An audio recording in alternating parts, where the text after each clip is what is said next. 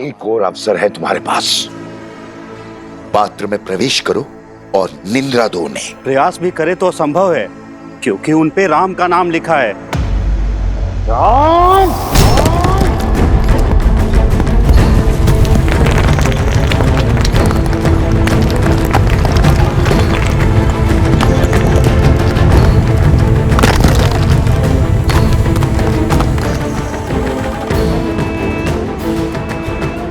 नहीं,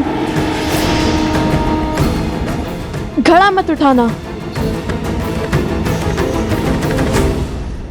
ये सब किसी माया जाल से लगता है। चलो ऐसे ही आगे बढ़ते हैं। श्री राम, श्री राम, श्री राम। अभी भी नहीं गिरा पात्र। कोई बात नहीं, जल भरने के लिए जब झुकोगे तो पात्र तो उतारना पड़ेगा। तुम सब सज्ज रहना। जैसे ही वो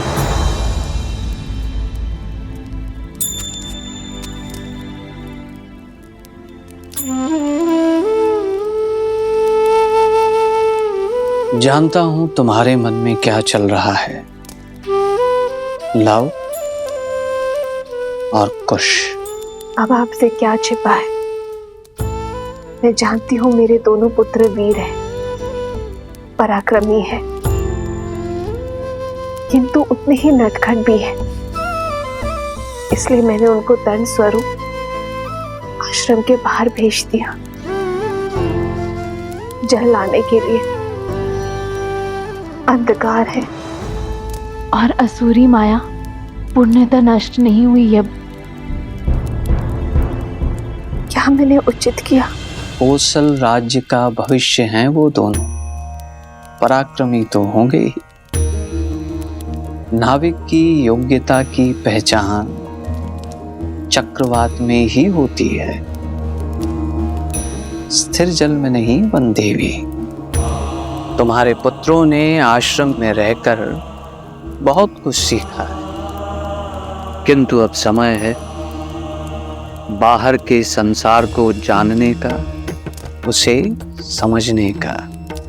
मुझे आपके कहे हर शब्द पर और अपने पुत्रों के शौर्य पर पूरा विश्वास है, और अब तो मुझे प्रतीक्षा है केवल उस क्षण की जब मेरे पुत्र अपने पिता, अपने पूजने से मिलेंगे, प्रभु श्री राम से मिलेंगे। तथास्तु। और लव कुश की चिंता छोड़ दो वनदेवी। अपने पिता और माता की भांति उनमें भी हर संकट का हल खोजने का सामर्थ्य है।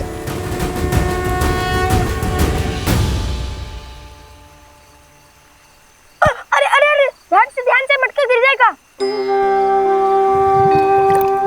अब क्या करें भैया, बिना घड़े निकाले जल कैसे भरेंगे? मटके तो नहीं उतार सकते, ऐसे ही प्रयास करते हैं। यही एक मंत्र है जिससे असुरी शक्तियों से हम सुरक्षित रह सकते हैं। घड़े में वो प्रवेश नहीं कर सकते हैं। भैया ऐसे तो कितने दिन लग जाएंगे आश्रम में जल भरते भरते? अब यदि माता ने दंड दिया है तो उसके पीछे का उद्देश्य भी उन्हें ही पता होगा।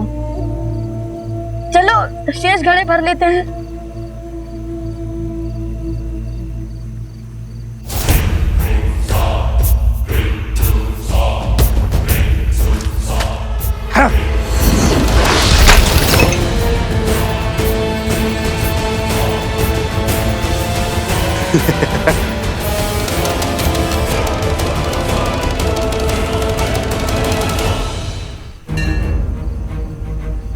यहाँ अवश्य ही कोई असुरी माया है जो हमें रोकना चाहती है।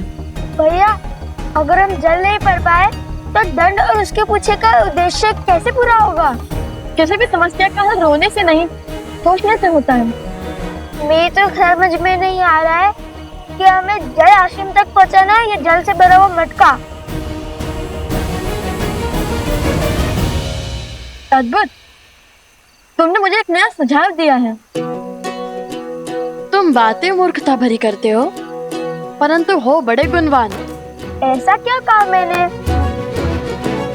अब कुछ ही क्षणों में ये अपना घड़ा उतारेंगे। तुम तभी उन पे आक्रमण करना। तुमने कहा कि हमें जल्द आश्रम तक पहुंचाना है, अब चाहे वो घड़े में हो या नहीं। मुझे तो कुछ समझ में नहीं आ रहा भैया। जो भी करे पर ऐसा कुछ मत कीजिए कि माता फिर से रुष्ट ना हो जाए।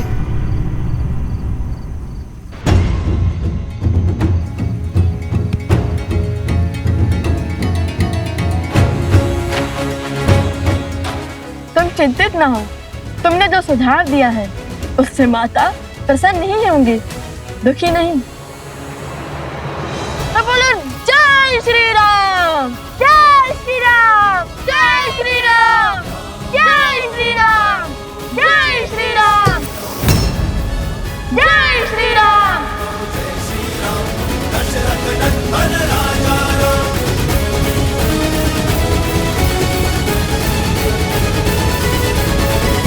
यदि हम दोनों साथ जाएंगे तो वो त्याग नहीं, समस्या से भागना होगा आर्य।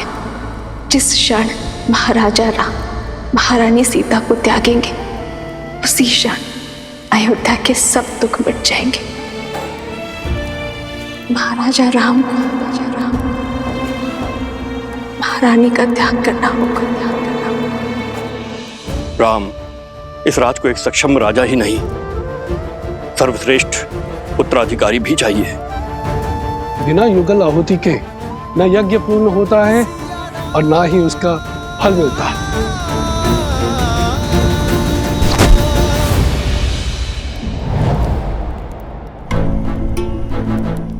हनुमान,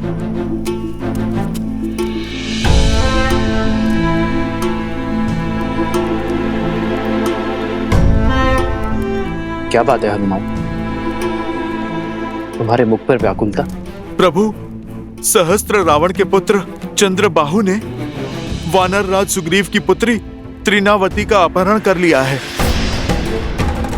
इस कारण महाराज सुग्रीव के राज्य में बहुत अशांति फैल गई है। इस विपदा से निपटने के लिए महाराज सुग्रीव आपका परामर्श और आपकी सहायता चाहते हैं।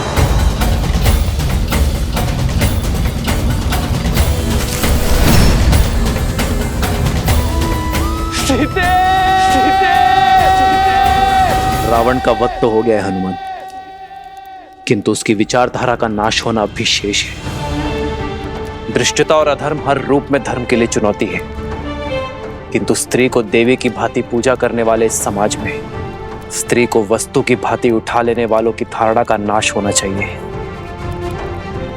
हर युग के साथ पाप का शीश उठता है, किंतु जब पाप चरम पर हो तब धर्म का प्रहार उस पर होना चाहिए। मेरे मित्र वानर राज सुग्रीव के राज्य में आतंक फैलाने वालों को दंड देना हमारा राजकीय कर्तव्य है हनुमान,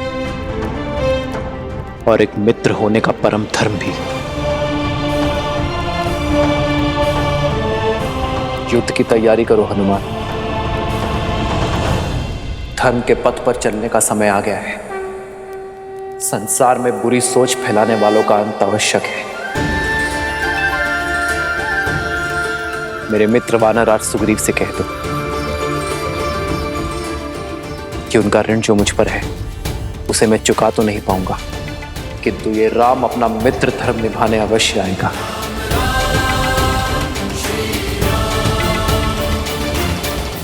वंदिनी, वंदिनी, वंदिनी, क्या हुआ कुमुदनी? पूछे मत, आइए देखिए क्या किया है आपके लवकुश ने। अब क्या कर दिया लवकुश ने? देखिए।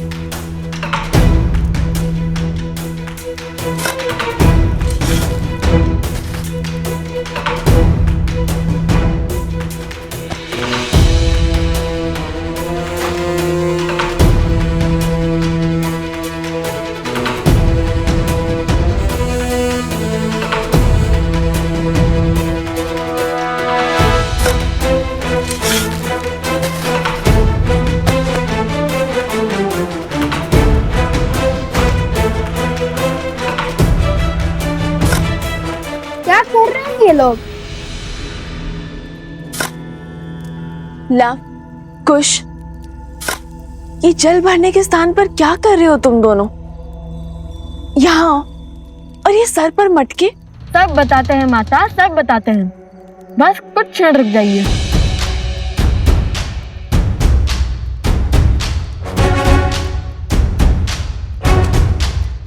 खुश, चलो वो खोल देते हैं।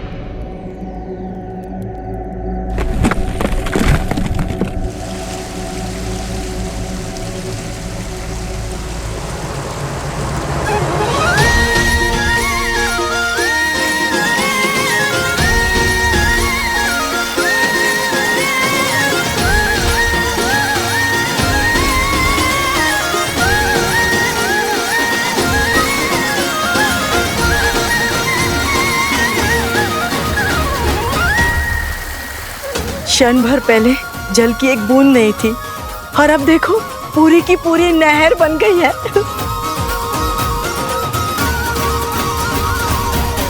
और लव कुश की चिंता छोड़ दो बंदी हुई, अपने पिता और माता की भांति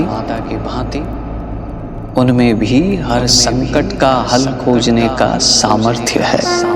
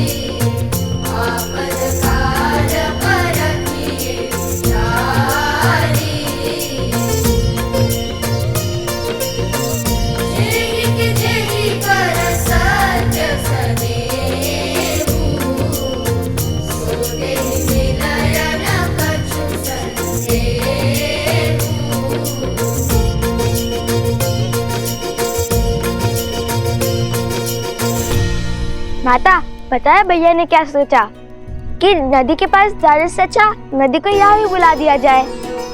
अब इस आश्रम में किसी को भी जल की समस्या नहीं होगी, चाहे कोई बालक कितने भी मटके की ना फोड़ दे।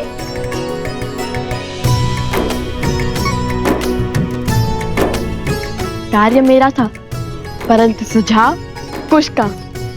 जानती है माता, हमारी प्रेरणा कौन सा प्रसंग बना? जब नल और नील ने राम नाम लिखकर लंका तक सेतु बनाया था, तो हमने सोचा जब राम नाम का पत्थर सागर में तैर सकता है, तो राम नाम का फावड़ा नदी के लिए मार्ग क्यों नहीं बना सकता?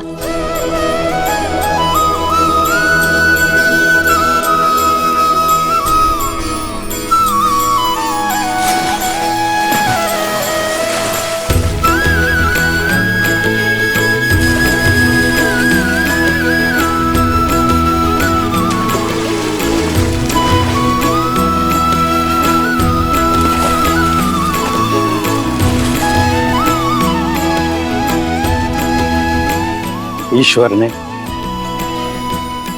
लव कुश के भविष्य में क्या रचा है वो तो मैं नहीं जानता, किंतु इतना अवश्य जानता कि ये दोनों अपने भविष्य को आलिंगन करने के लिए पूर्ण रूप से सज हैं।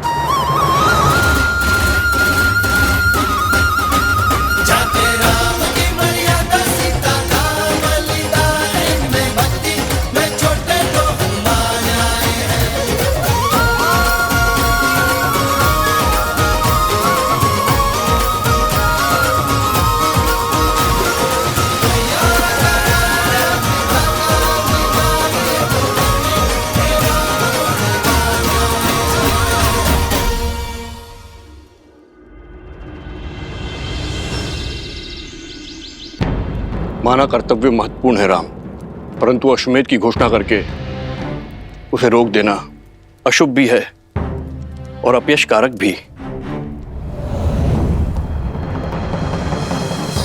अश्वमेध यज्ञ अवश्य होगा आचार्य।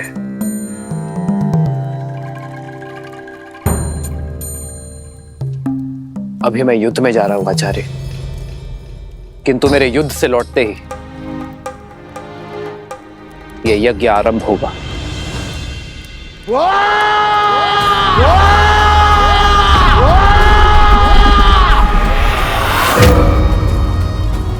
सहस्त्रमुख रावण पराजय के बाद पीछे नहीं हटता और प्रचंड शक्ति से वार करता है।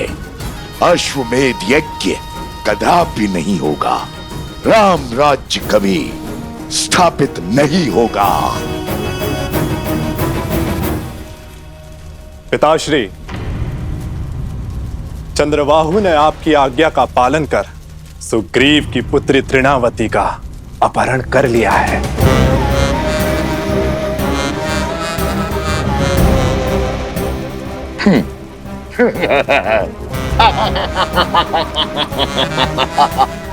कैसे कैसे बचोगे राम मेरे इस प्रहार से? अब राम को सुग्रीव की सहायता के लिए जाना होगा और अयोध्या अश्वमेध यज्ञ से वंचित रह जाएगी।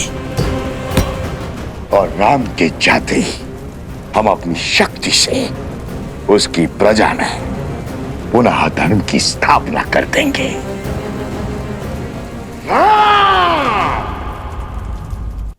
केवल आपके लौटने से क्या बात बन जाएगी महाराज? धार्मिक बाधा तब भी रहेगी। इस युद्ध से लौटकर इस समस्या का हल अवश्य होगा आचार्य। अर्थात आप दूसरा विवाह करेंगे?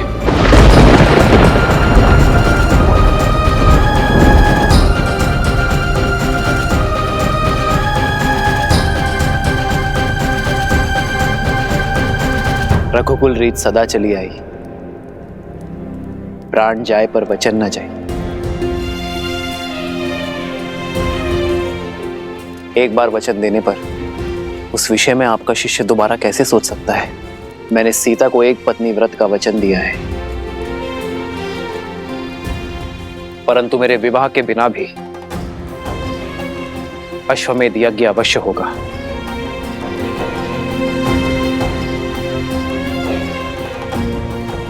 राजा का सपत्नी यज्ञ में बैठना आवश्यक है ना? मैं युद्ध से लौटते ही भरत को अयोध्या का महाराज घोषित कर दूंगा।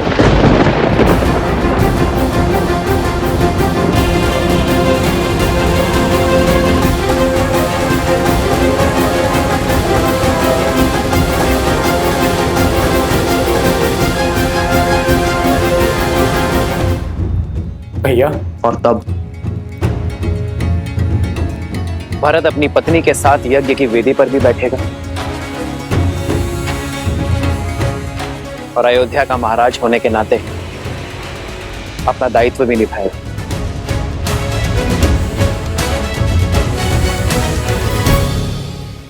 ये क्या कह रहे हैं आप भैया? नहीं, ये मुझे स्वीकार करना होगा भरत, क्योंकि ये मेरा निर्णय है। समझने का प्रयास करो भरत। या तो तुम अयोध्या के महाराज बनोगे या सीता का ये राम किसी और का पति।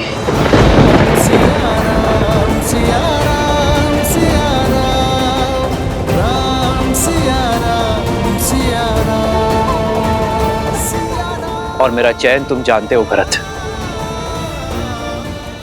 मैंने एक पत्नी व्रत धारण किया है।